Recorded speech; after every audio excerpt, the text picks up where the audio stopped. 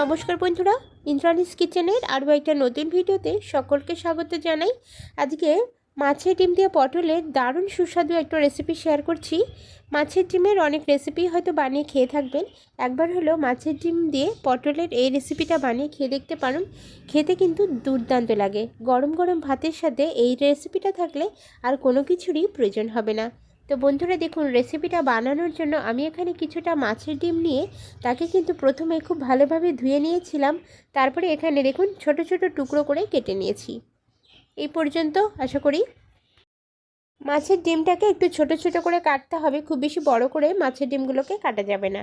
এবার মাছের ডিমটাকে আমি ম্যারিনেট করে নেব, আর তার জন্য সরাসরি দেখুন এখানে মাছের ডিমের মধ্যে দিয়ে দিচ্ছি হলুদের গুঁড়ো। তো এখানে 1/4 টেবিল স্পুন পরিমাণ হলুদের গুঁড়ো নিয়েছি, আর সেটাকে কিন্তু দিয়ে দিলাম। আর এরপরে আমি দিয়ে দিচ্ছি পরিমাণ মতো নুন। একই সাথে আমি এখানে বেশ কিছুটা কাশ্মীরি রেড চিলি পাউডার দিচ্ছি কালারের জন্য, আর তার সাথে দিয়ে দেব লেবুর রস। একটু লেবুর রস দিলে মাছের যে আষ্টে গন্ধটা থাকে সেটা কিন্তু সম্পূর্ণরূপে চলে যাবে। লেবুর রসটা অবশ্যই দেওয়ার চেষ্টা করবেন। এই চারটে জিনিস দিয়ে মাছটাকে খুব সুন্দরভাবে হাত দিয়ে মেখে নিতে হবে।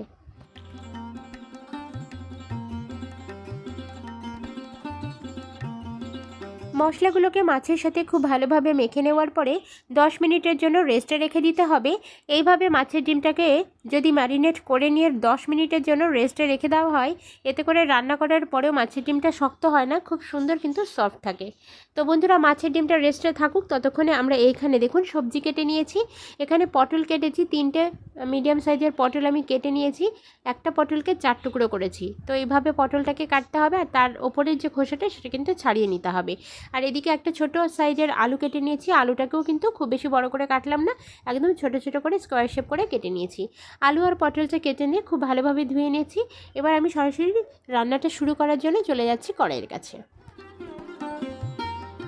রান্নাটা করে নেওয়ার জন্য ওভেনে একটা কড়াই বসিয়ে দিয়েছিলাম। কড়াইটা খুব ভালোভাবে গরম করে নিয়ে তাতে আমি সরষের তেল দিয়ে দিচ্ছি। আজকের রান্নাটা আমি করে নিচ্ছি সরষের তেলে, তবে আপনারা পছন্দসই তেল দিয়ে করতে পারেন, তাতে কিন্তু টেস্টের হেরফের হয় না। তেলটা ভালোভাবে গরম করে নিলাম। এবার এর মধ্যে দেখুন আমি কেটে রাখা পটল আর আলুটাকে একসাথে দিয়ে দেবো। আলাদা আলাদা করে আমি ভাজবো না, তাতে করে সময় নষ্ট হবে, তার জন্য আমি একই সাথে ভেজে নেব পটল আর আলুগুলোকে। তো বন্ধুরা, পটল আর আলুটাকে দেওয়ার পরে অবশ্যই একটু হালকা করে নেড়ে নিয়ে এর মধ্যে নুন আর হলুদের গুঁড়ো দিয়ে দিতে হবে। একটু নুন আর হলুদের গুঁড়ো দিয়ে যদি আলু আর পটলটাকে ভাজা হয়, তাহলে কিন্তু আলু পটলের টেস্টটা অসাধারণ আসবে। তো বন্ধুরা দেখুন, এখানে দিয়ে দিচ্ছি পরিমাণ মতো নুন, আর একই সাথে দিয়ে দিচ্ছি হলুদের গুঁড়ো।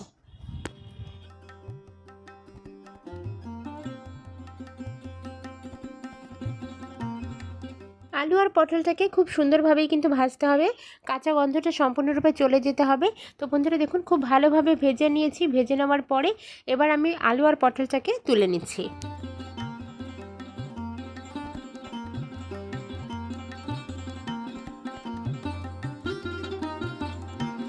আলু আর পটলটাকে তুলে নেওয়ার পরে যে তেলটা অবশিষ্ট রয়েছে, সেই তেলের মধ্যেই আমি কিন্তু মাছের ডিমটাকেও ভেজে নেব। তো বন্ধুরা দেখুন, মাছের ডিমটা এখানে আমি তেলের মধ্যে দিয়ে দিচ্ছি, আর এতক্ষণে কিন্তু মাছের ডিমটা রেস্টে রাখার ফলে মাছের ডিমটা খুব সুন্দরভাবে সফট হয়ে গিয়েছিল। তো মাছের ডিমটা দিয়ে দিলাম, আর দেওয়ার সাথে সাথে যেহেতু একটু ছিটবে, তো আমি একটু ঢাকনা চাপা দিয়ে দিচ্ছি, যাতে করে ছেটাটা একটু কম হয়। তো হালকা করে একটু মাছের ডিমগুলোকে নেড়ে নিতে হবে। আর যেহেতু মাছের ডিমগুলো টুকরো করে কাটা রয়েছে, তো খুব সুন্দরভাবে কিন্তু মাছের ডিমটা ভাজা হয়ে যাবে।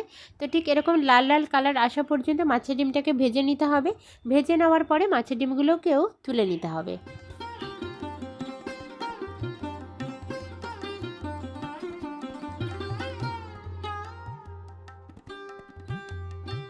কড়াইটা একটু পরিষ্কার করে ধুয়ে নিয়েছি জল দিয়ে। তারপরে আবার কড়াইটা গরম করে নিয়ে তাতে সর্ষের তেল দিয়েছি 1 টেবিল স্পুন মতো। তেলটাও দেখুন গরম হয়ে গিয়েছে। তো তেলটা ভালোভাবে গরম করে নিয়ে এর মধ্যে আমি জিরে ফোড়ন দিয়ে দিচ্ছি, সাদা গোটা জিরে 1/2 টেবিল স্পুন পরিমাণ। আজকের রেসিপিটা অবশ্যই জিরে ফোড়ন দিয়ে রান্নাটা করে খেয়ে দেখবেন, খেতে কিন্তু দারুণ লাগবে। সাথে দিয়ে দিচ্ছি একটা তেজপাতা আর একটা শুকনো লঙ্কা। ফোড়নটাকে হালকা হাতে বেশ সুন্দরভাবে একটু ভেজে নিতে হবে। 1 থেকে 1.5 মিনিট মতো ফোড়নটা ভাজা হয়ে যাওয়ার পরে এর মধ্যে একটা পেঁয়াজ কুচি আমি দিয়ে দিচ্ছি। একটা মিডিয়াম সাইজের পেঁয়াজ খুব সুন্দরভাবে ছোট ছোট করে কুচিয়ে নিতে হবে। কুচানো পেঁয়াজটাকে দিয়ে দিতে হবে এবং পেঁয়াজটাকে খুব ভালোভাবে ভেজে নিতে হবে। পেঁয়াজটা ভাজা হতে থাকুক, ততক্ষণে দেখুন এদিকে আমি একটা মশলা বানিয়ে নিয়েছি, সেটা দেখিয়ে দিই। এখানে রয়েছে আদা আর কাঁচা লঙ্কা একসাথে বাটা, আর তার পাশে রয়েছে রসুন বাটা।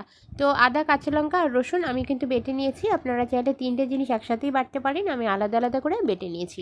এবার এই বাটা মশলাটাকেও আমি পেঁয়াজের মধ্যে দিয়ে দিচ্ছি। পেঁয়াজটাও দেখুন ভাজা হয়ে যাওয়ার পরে কিন্তু এই বাটা মশলাটাকে দিতে হবে। আর এখানে আদা, কাঁচা লঙ্কা এবং রসুনের যে কাঁচা গন্ধটা, সেটা কিন্তু চলে যাওয়া পর্যন্ত গ্যাসের ফ্লেমটাকে লো টু মিডিয়ামে নাড়াচাড়া করতে থাকতে হবে।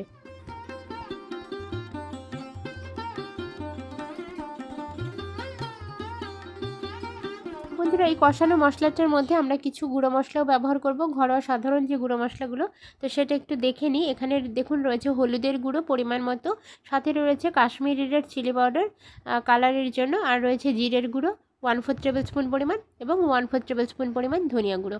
এই গুঁড়ো মশলাগুলো খুবই কম মাত্রায় নেবেন, খুব বেশি গুঁড়ো মশলা কিন্তু রান্নার টেস্ট খারাপ করে দেয়। তো এই গুঁড়ো মশলাগুলো সরাসরি আমি নিয়ে চলে যাব আদা রসুন পেঁয়াজের কাছে।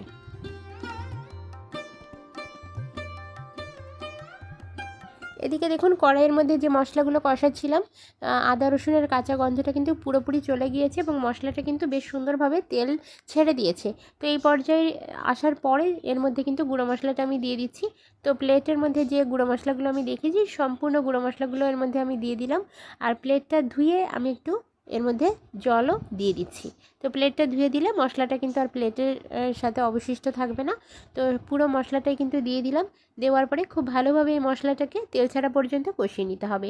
এই কষানো যতটা ভালো হবে রেসিপিটার টেস্ট কিন্তু ততটাই বেশি ভালো আসবে। তো অবশ্যই কিন্তু হাতে সময় নিয়ে গ্যাসের ফ্লেমটাকে লো টু মিডিয়ামে রেখে মশলাটাকে কষাতে থাকতে হবে। তো বন্ধুরা দেখুন, এখানে আমি মশলাটা থেকে যখন খুব সুন্দরভাবে তেল রিলিজ হয়েছে, তারপরে গিয়ে এখানে কিন্তু আমি আলু, পটল আর হচ্ছে ডিমটাকে দিয়ে দিয়েছি। সেটা কিন্তু একটু স্কিপ হয়ে গেছে, সেটা আমি আপনাদেরকে দেখাতে পারিনি। তো আমি মশলাটা কষানোর পরে কিন্তু 3টে জিনিস একসাথেই দিয়ে দিয়েছিলাম। তো দেওয়ার পরে খুব ভালোভাবে নাড়াচাড়া করে জিনিসটাকে আরও একবার কষিয়ে নিতে হবে। কষিয়ে নিয়ে এখানে আমি জল দিয়ে দিচ্ছি। এখানে একদম পুরো নর্মাল ওয়াটারে জলটা দিয়ে দিলাম।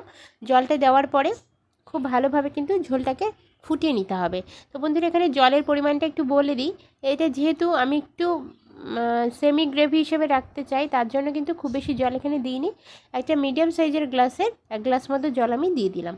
তবে আপনারা আপনাদের পছন্দসই আপনারা যদি ঝোল বানাতে চান সেক্ষেত্রে বেশি করে দিতে পারেন, বা যদি রুটি পরোটার সাথে খেতে চান সেক্ষেত্রে একটু কম করে জলটা দিয়ে দেবেন, পরিমাণ বুঝে সেটা দিয়ে দেবেন। এবার দেখুন ঝোলটা খুব ভালোভাবে ফুটে উঠেছে। তো আমি ঢাকনা চাপা দিয়ে আরও 5 থেকে 10 মিনিটের জন্য কুক করে নেব। গ্যাসের ফ্লেমটাকে অবশ্যই লো রাখবো।